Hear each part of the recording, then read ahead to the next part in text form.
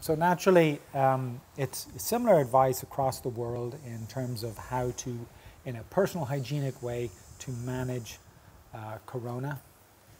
And in many ways, when I look at it, when I see the advices, of course I agree with them under these circumstances, but in many ways, will I follow those practices beyond just this time?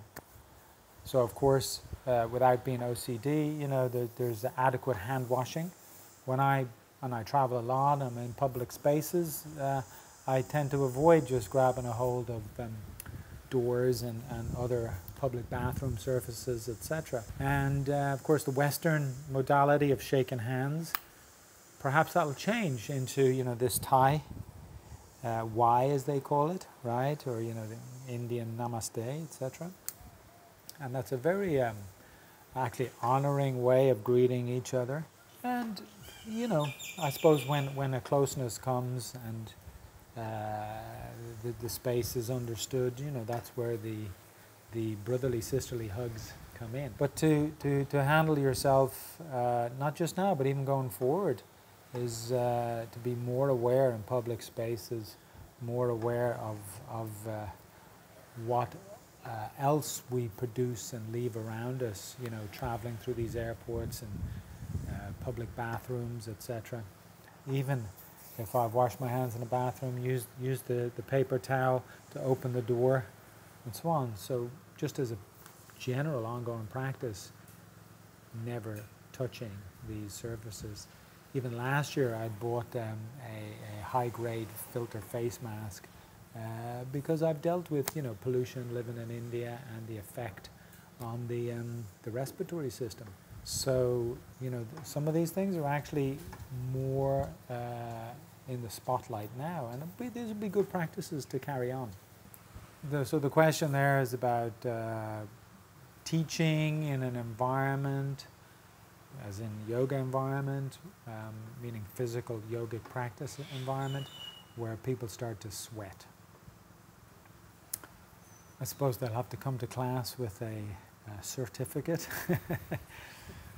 But, you know, that aside, it really does come down to how much do you need to go full hands-on to a student in class. And as the years have gone on through my own yoga journey, I feel it's much less than minimal. Now, the quality of touch and interacting with someone is actually a rewarding thing. It's beneficial for both parties.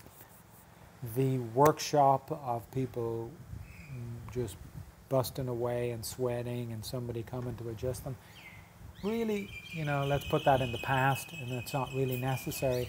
And having gone through that way of learning and that way of teaching, my conclusion long before this was it's not massively beneficial. People get a sensation at the time, but as I would watch over years, I would see very little direct benefit or change. Because really the benefit in practice comes from what you as the individual will do and engage in.